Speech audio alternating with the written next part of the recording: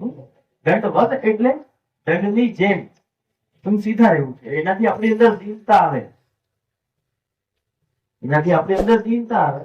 અને દીનતા એ છે ને પશ્ચિમ માર્ગનું સૌથી અગત્યનું આભૂષણ છે.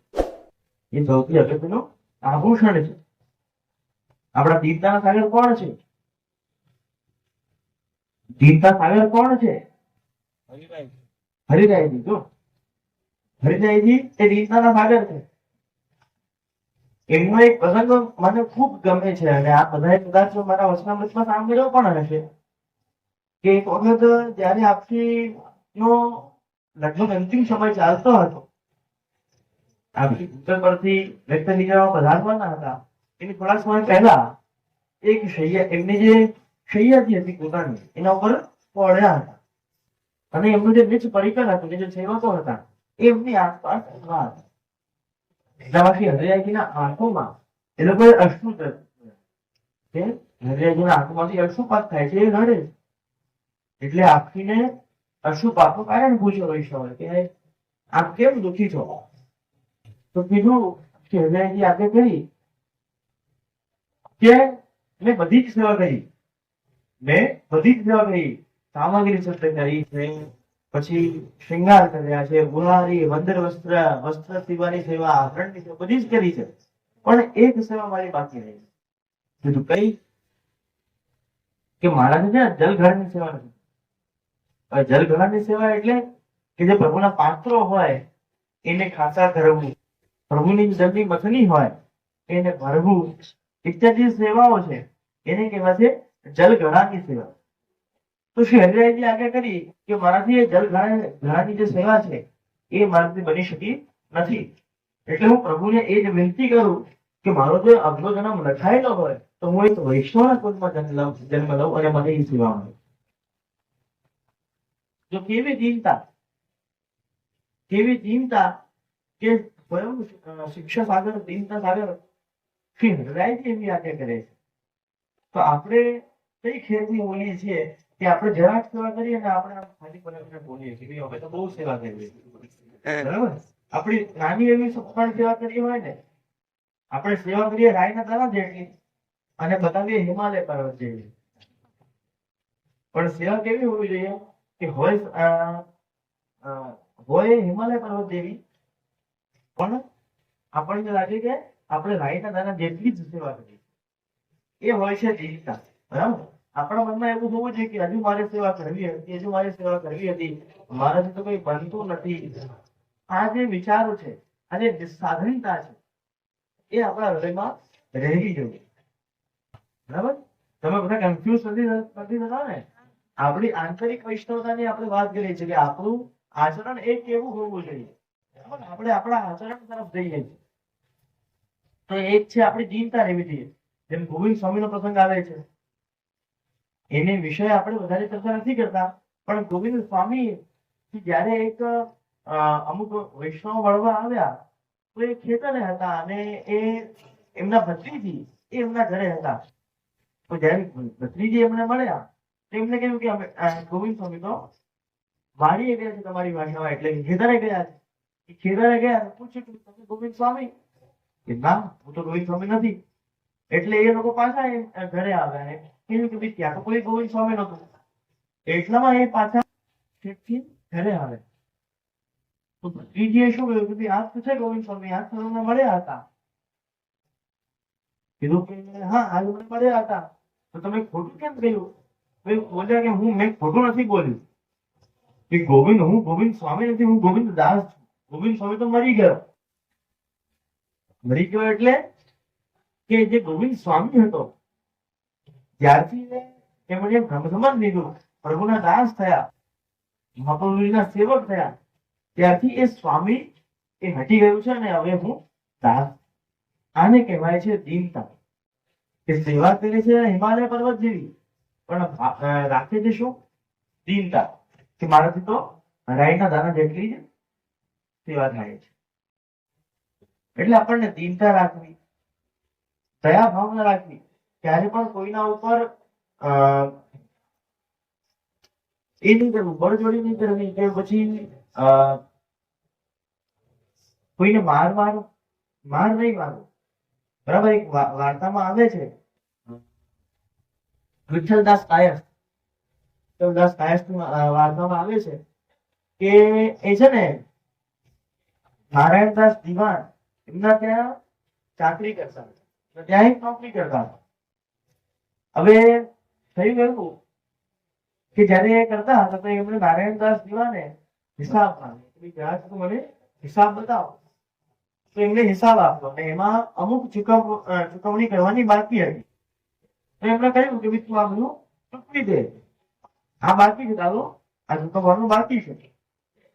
તો વિઠ્ઠલદાસજીએ શું કહ્યું, મારી પાસે હમણાં એટલા પૈસા નથી કે હું આ ચૂકવી શકું, થોડોક સમય આપો એટલે ચૂકવી દઈશ.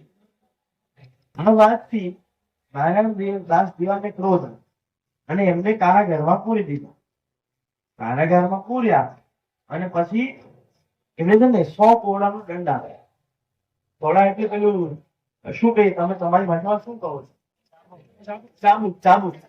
ચાબુક થી એમને 100 વાર માર્યું. કેટલી પીડા થઈ હશે બોલો, કેટલી પીડા થઈ હશે?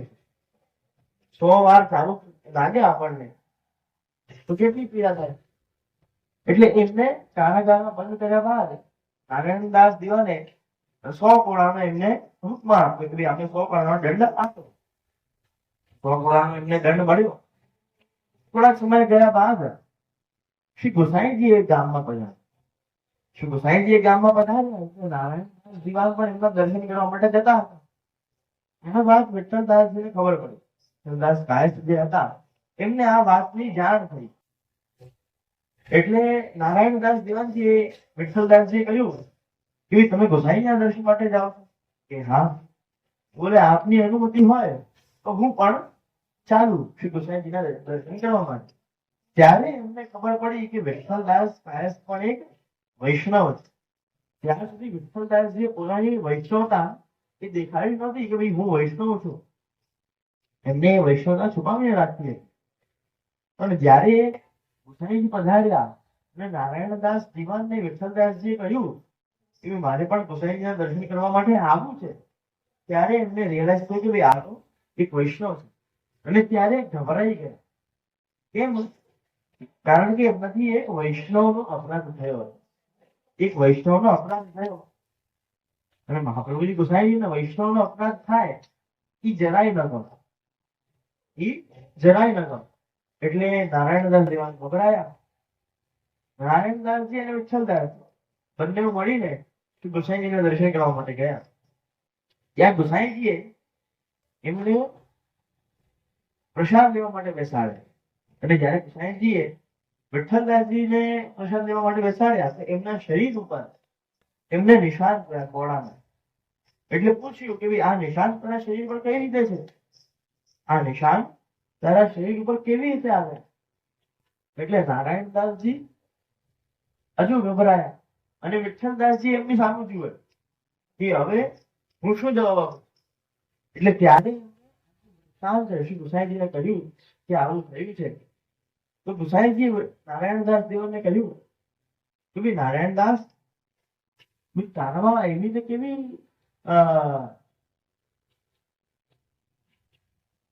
કેવી તારામાં દુસ્સાહસ થયો તારો કે તે એક માણસને આવી રીતે માર્યો, એક વૈષ્ણવને માર્યો?